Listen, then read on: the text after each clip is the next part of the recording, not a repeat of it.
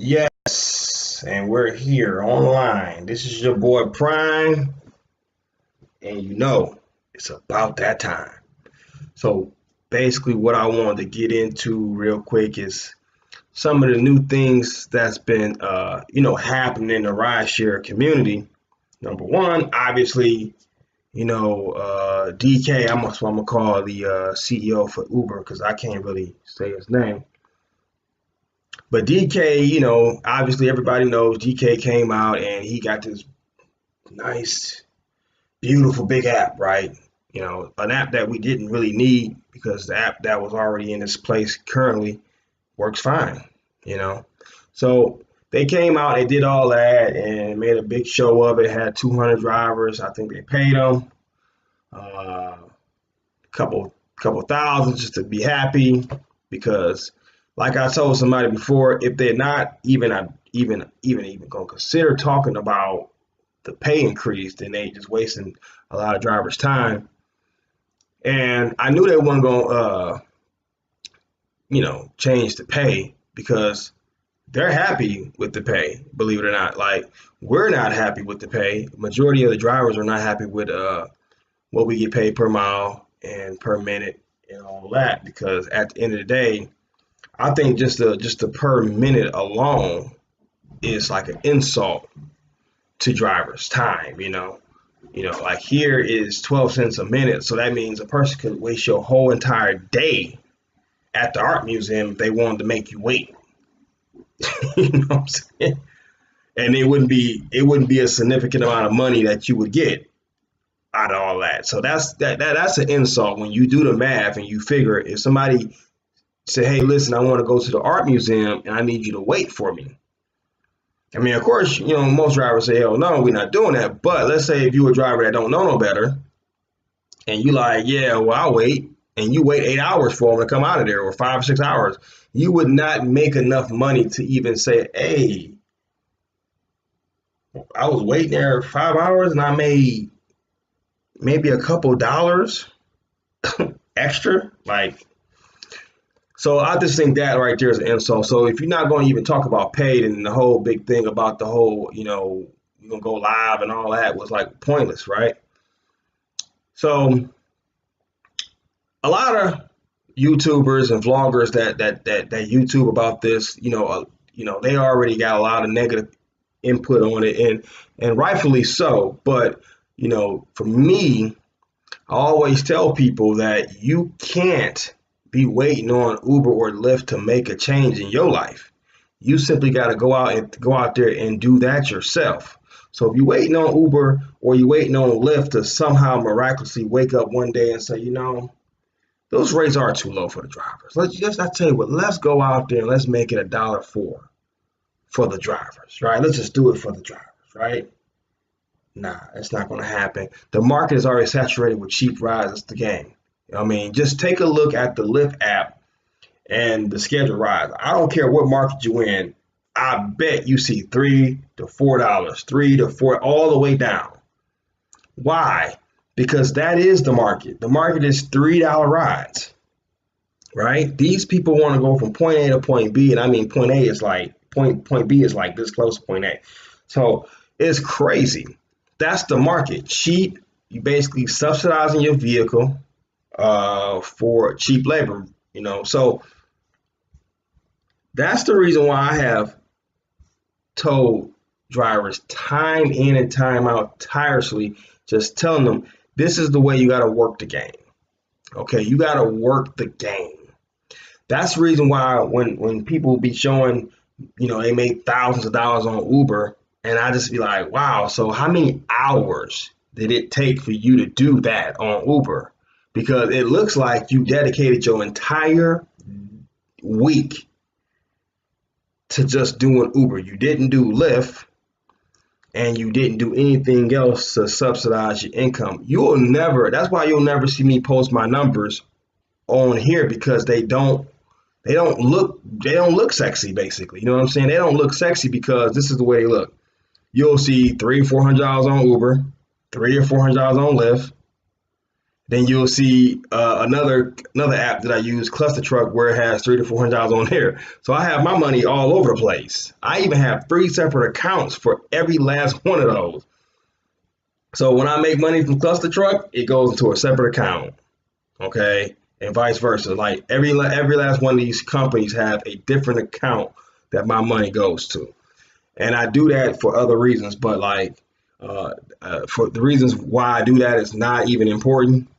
But the fact of the matter is that you got to have multiple streams of income. You can't be waiting on Uber to get their act together. So that's why all this negative talk about, oh my God, Uber, they made this new app and it's not going to make us any more money.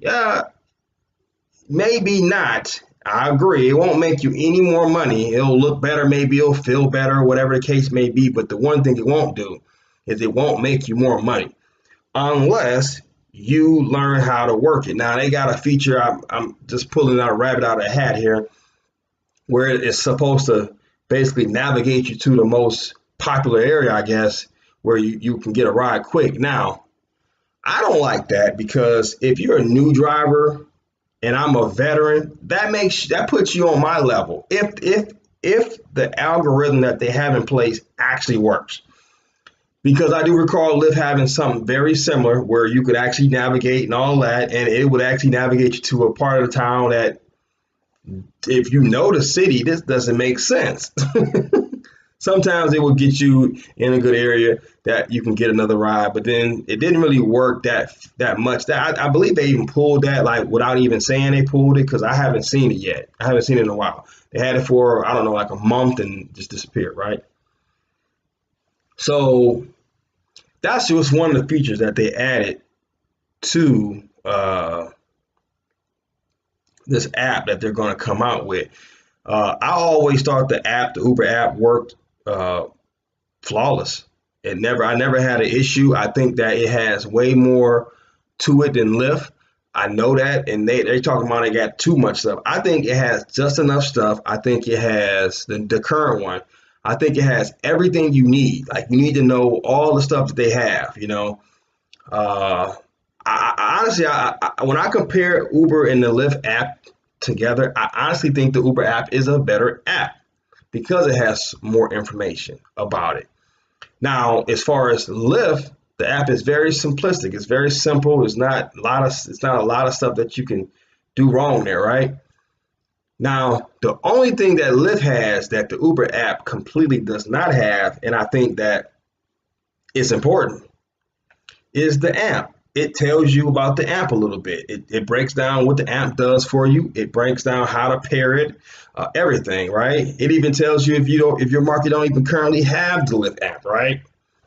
The Uber Beacon, no one is even talking about that anymore because it's like, I don't know if I'm ever gonna get it here or not, But I do know that I'm getting the Lyft app in about a couple more days from now. So I will do an unboxing, and that's another thing right there. So to kind of to draw everything back together for you guys, because I know I don't do a lot of videos like I used to, and I always tell you I'm gonna do more videos, and then I get sidetracked with other stuff that's going on in my life, and I don't get to do as many videos. But when I do videos, I try to make sure that the videos that I bring to you have some kind of value to what you guys are doing, because what you're hearing on all these different other vloggers channel is you're hearing negative reasons why you shouldn't drive. Now, hey, listen, if you want to stop driving, if you don't like the pay, if you don't like what's going on, I always say ain't nobody telling you gotta drive. You can quit. You can, and the best thing about quitting, you ain't even gotta put your 2 weeks notice in. you would just turn the app off. And that's that. It's kind of like the internet. If you don't want to get bullied on the internet, just turn the internet off. Just turn the Facebook off. Like, stop looking at it. It's that simple. So it's really a simple transition for you guys. If you don't want to drive, let me do it. I get all the money. But I always tell you, if you can be patient enough to understand how the game works, man, you can make some money. Like tonight, I'm gonna go out tonight. I always go out on Saturdays at 4 o'clock. I'll drive until about 1, maybe 2 if I see the right amount of money out there. But if it ain't, I just go in. because by one, I already got the money I needed. You know what I'm saying? I'm already golden goose. I'm good. But that nightcap, it just depends. If it's gonna be worth it, I'm all for it. If it's not gonna be worth it, peace. I'm good. I don't need it. So that's just me. And what I'm saying is I'm looking for a surge. You know, surge is how you get paid now. With the rates being so low, I keep saying this. You only get paid if you collecting that surge money. That's what you do. So if you being patient enough, I use this app called Rideshare, and as soon as my app goes off, I get a ping. I look at Rideshare. Rideshare is basically for passengers. It basically tells you the surge in the area that you're at, because really you don't need to be knowing about surge like 30 miles away, 20 miles away. You're not over there. You can't get over there quick enough to get the surge. So right in your area, you know exactly what you're looking at. So you go to an area where you know it's going to spike up at some point. You go there, you sit, you wait, and you got your ride fare, you got your app. So you will need two separate devices for this to work, right? I have a tablet, I have a split screen, I have my ride fare. It shows Uber and Lyft in real time. So exactly what the passengers see in real time, except for what the passengers see, all they see is how much it costs for them to get to their destination, which you don't know the destination, so you don't know how much you are even gonna get paid before you take the ride. But with ride fare, it breaks it down in driver form to us, well, to passengers. That's typically who it's for. It breaks down in 2.0. It breaks down in the actual percentage that we know of it. 2.0 means double, 100% means double. It breaks it down in that fashion, so that way, when I'm looking at it as a rideshare driver, I'm like, okay, I'm in an area right now that's 100% 2.0. Both, I can't lose. So as soon as my app goes off, I know I'm getting 2.0. So I got Maximo set to 2.0 Monday through Friday. On Saturday, I bump up to 3.0 because I like to be able to choose which ride I'm gonna take. I know that at 3.0 rides, the likelihood of you getting a terrible ride out of that is it's not likely, because but put it like this. I know that if I get a 3.0 ride, it's not going to take me to a bad part of the neighborhood, because those people ain't trying to pay that kind of price, right? So that's why I'm like, that's how you make sure you don't get pulled in the wrong areas, because they're not willing to pay that kind of price in those areas, right? So I got it hiked up, and I'm like, with Lyft, I can still see the map, and I can see where it's at, so I can choose if I want to get that 2.1 or that 2 or that 1.9. That's what I want at the moment. But typically, I don't take 1.9s, because if it's at 1.9, that means it's going up. You know what I'm saying? That's typically how I looked at it, and that's pretty much how it's been. Whenever it's 1.9, I mean it's going up to 2.0, and 2.0 always sounds better to me, right? So what I do is I compare what's the ping that's on my app to the Ride Fair app, and if it goes up, I leave it alone. I don't take the ride because it's going up. Because what happens in real time, it actually don't tell me right there that it just went up. It's 2.0 on my screen. It's 2.1 to the passengers now that's requested. So I mean, it's a strategy to it, and that's what I've been doing to be successful. You have to find a way to to figure this game out. You know what I'm saying? Like I pretty much keep coming back on here, and I pretty much say the same thing every time I'm on here. I talk about the app Rideshare. I talk about how you can maximize your income just by having 3 different separate services: Uber, Lyft, and some sort of delivery, right?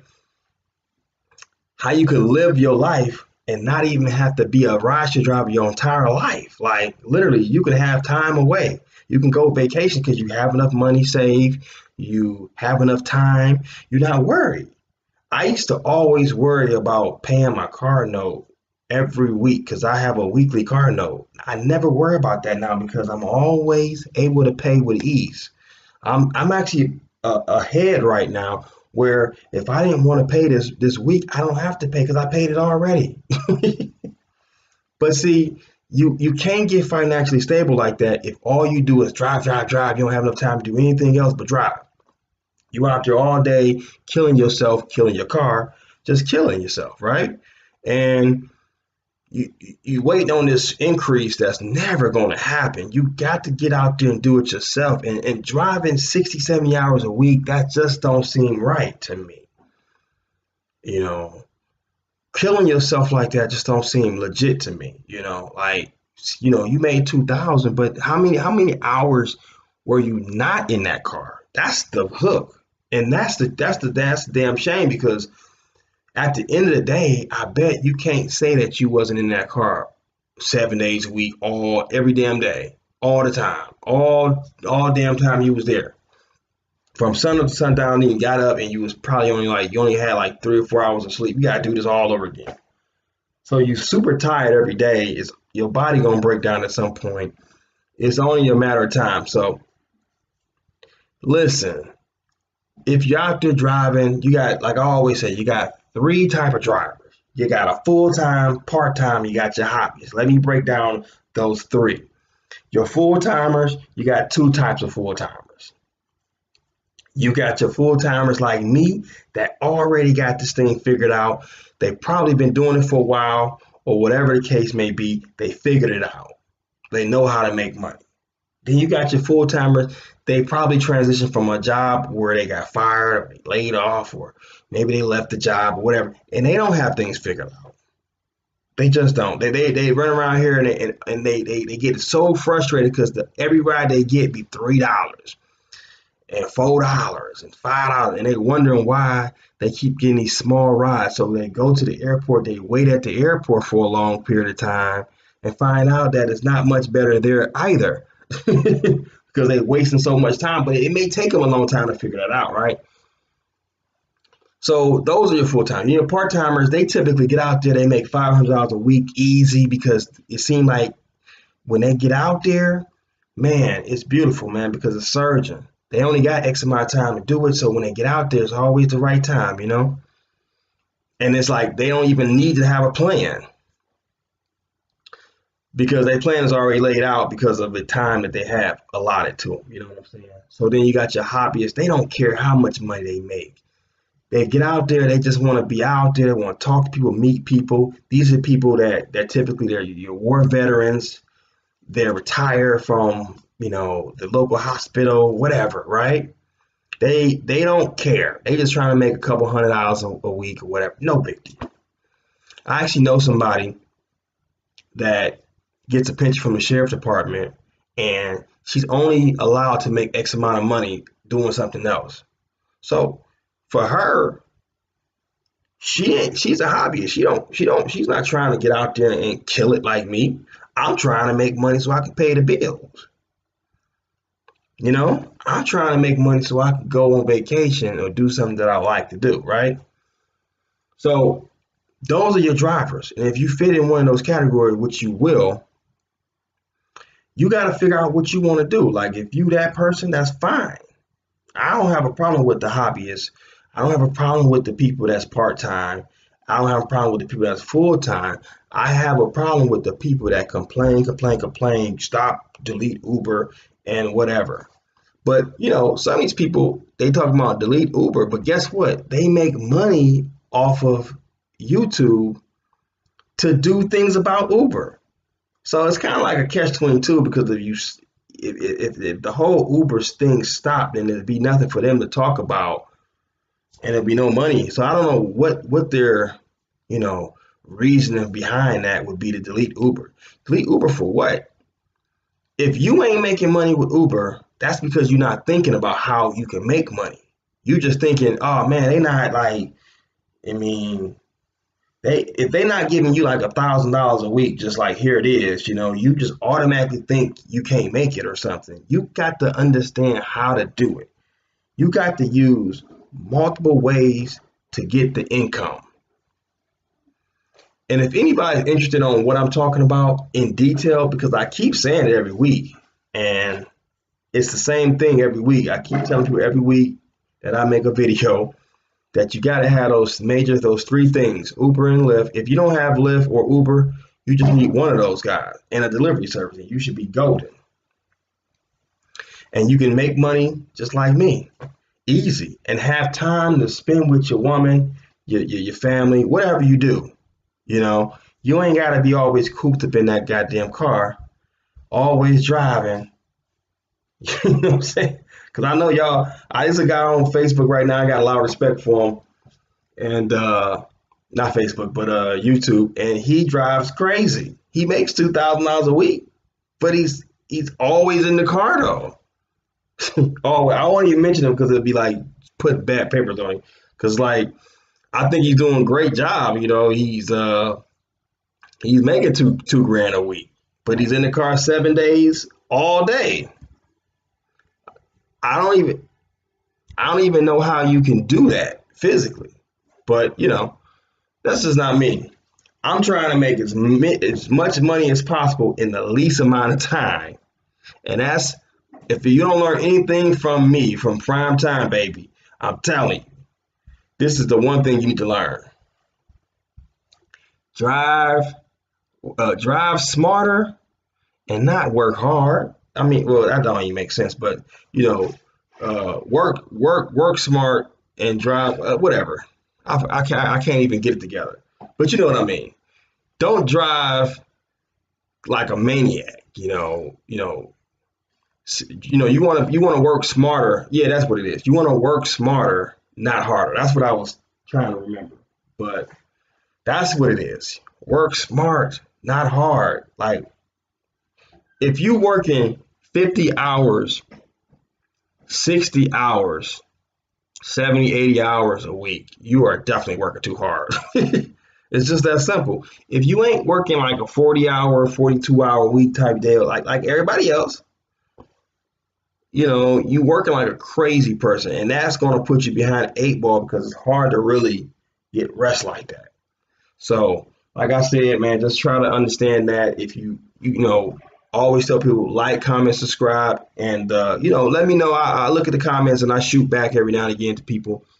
But if you say something too negative, I will bounce you because that's just crazy. I don't need negative stuff on my page or in my life, period.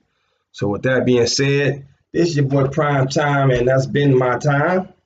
And like I always say, don't do the crime if you don't want to do the time. And I'm out.